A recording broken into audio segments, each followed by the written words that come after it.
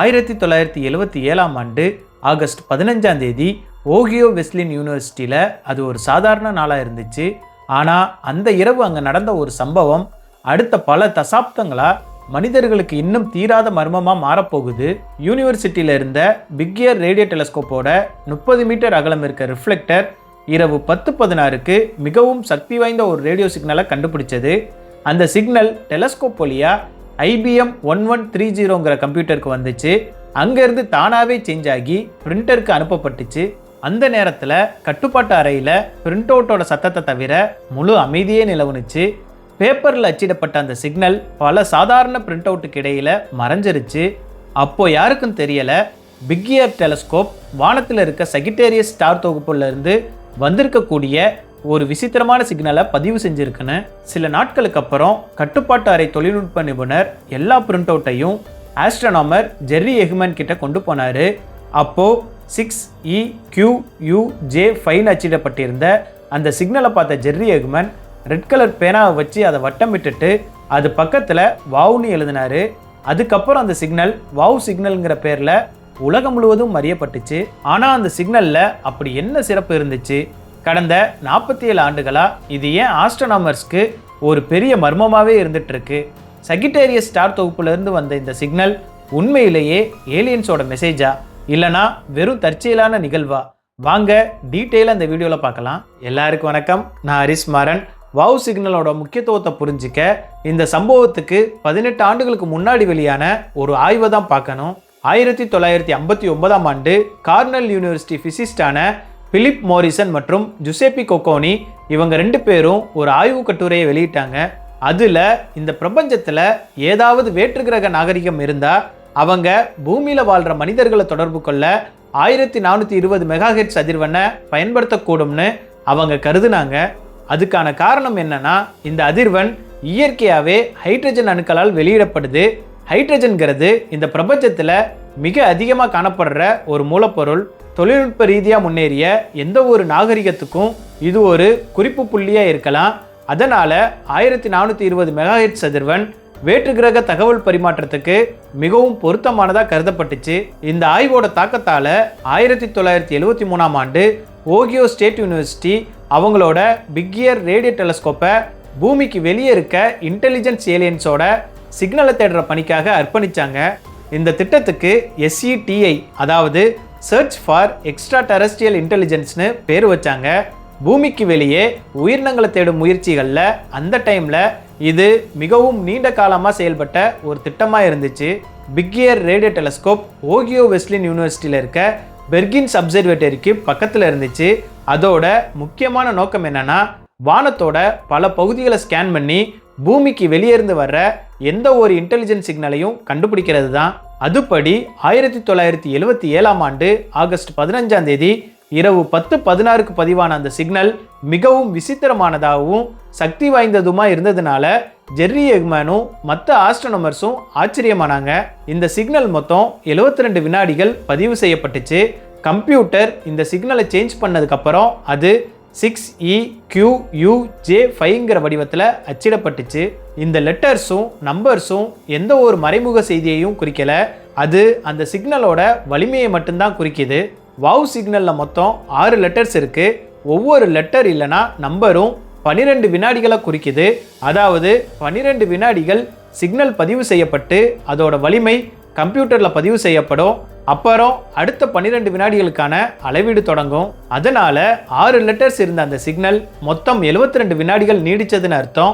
பொதுவாக சிக்னல் இல்லாதப்போ கம்ப்யூட்டர் 0ன்னு பதிவு செய்யும். மிகவும் பலவீனமான சிக்னல் 1ஆ இருக்கும். நம்பர்ஸ் அதிகரிக்க சிக்னலோட வலிமை அதிகரிக்கும். பொதுவாக பிக்கியர் டெலஸ்கோப் 1 முதல் 3 இல்லைனா 4 வரைக்கும் இருக்க வலிமையான சிக்னலை பதிவு செஞ்சிட்டு இருந்துச்சு. ஆனால் வாவ் சிக்னல் நேரடியாக 6ங்கிற மதிப்பில் தொடங்குனுச்சு. 10 விட அதிகமான மதிப்புகள் லெட்டராக மாற்றப்பட்டுச்சு. உதாரணமாக 10ங்கிற நம்பருக்கு ஏனும் 11க்கு பீனும் 12க்கு சீனும் தொடரும். வாவ் சிக்னலோட 2வது பகுதி லெட்டர் ஈயா இருந்துச்சு. அதோட மதிப்பு 14. அதாவது முதல் 12 வினாடிகளில் சிக்னலோட வலிமை 6ஆக இருந்துச்சு. அடுத்த 12 வினாடிகளில் அது 14ஆக உயர்ந்துச்சு. 3வது லெட்டரான Qங்கிறது 26ங்கிற மதிப்பை குறிக்குது. இந்த சிக்னலோட உச்ச மதிப்பு U தான். அது 30ங்கிற வலிமையை குறிக்குது. அதுக்கப்புறம் அதோட வலிமை J, அதாவது 19ஆகவும் இறுதியில் 5ஆகவும் குறையுது. இந்த சிக்னலோட முக்கியமான அம்சம் என்னன்னா, இது 1420 மெகாஹெர்ட்ஸ் அதிர்வெண் சேனலில் மட்டும்தான் பதிவு செய்யப்பட்டுச்சு. இதுதான் ஹைட்ரஜன் இயற்கையாக வெளியிடுற அதிர்வெண். அதனால தான் ஆஸ்ட்ரோனாமர்ஸ் இதை ஏலியன்ஸோட மெசேஜாக இருக்கலாம்னு சந்தேகப்பட்டதுக்கான முக்கிய காரணம். இந்த பிரபஞ்சத்தில் ஏராளமான விண்கற்கள், கோள்கள், நட்சத்திர கூட்டங்கள் மற்றும் விண்மீன் மண்டலங்கள் இருக்கு. அதனால இந்த சிக்னல் ஏதாவது இயற்கை நிகழ்வால உருவாகியிருக்கலாம்ல. அப்படி இருக்க இது ஏன் ஏலியன்ஸோட தொடர்பு படுத்தப்படுதுன்னு உங்களுக்கு தெரியுமா? அதுக்கு ஒரு காரணம் இருக்கு.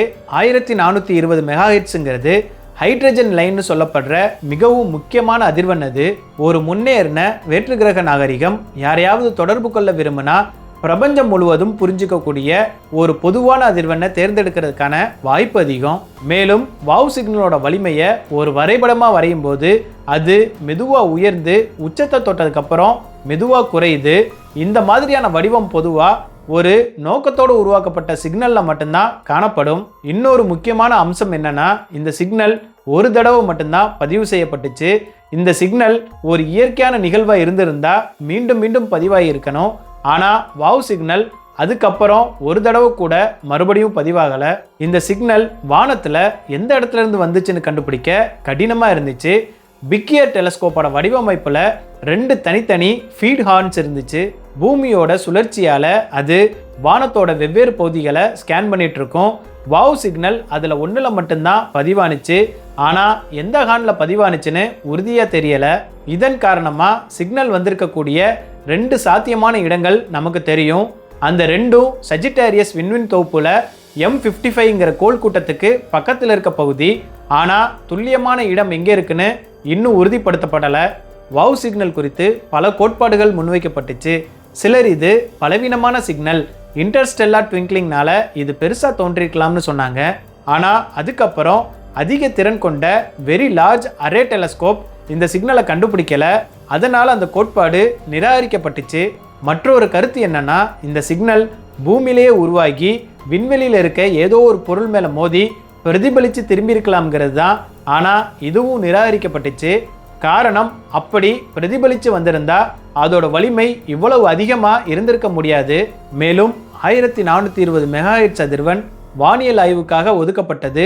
பூமியில் இருக்க ரேடியோ ஸ்டேஷன் இந்த அதிர்வெண்ணில் எதையும் ஒளிபரப்ப அனுமதி இல்லை. அதனால இது பூமியிலிருந்து உருவான சிக்னலுங்கிற சாத்தியக்கூறு மிக குறைவு. ஜெர்ரி எக்மேனும் பல ஆஸ்ட்ரோனோமர்ஸும் அதுக்கப்புறம் பல ஆண்டுகளாக அந்த சிக்னலை தேடினாங்க.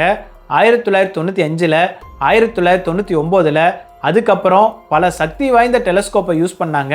அப்போ கூட அவங்களால அந்த சிக்னலை கண்டுபிடிக்க முடியலை. இன்னைக்கு வரைக்கும் வாவ் சிக்னல் ஒரு தீர்க்கப்படாத மர்மமாக தான் இருக்குது. அது உண்மையாகவே ஏலியன்ஸோட சிக்னலா இல்லைனா இயற்கையான பிரபஞ்ச நிகழ்வான்கிற கேள்விக்கு அறிவியல் உலகத்தில் இன்னும் உறுதியான பதில் கிடைக்கல. மீண்டும் இன்னொரு வீடியோவில் உங்களை சந்திக்கிறேன். See you.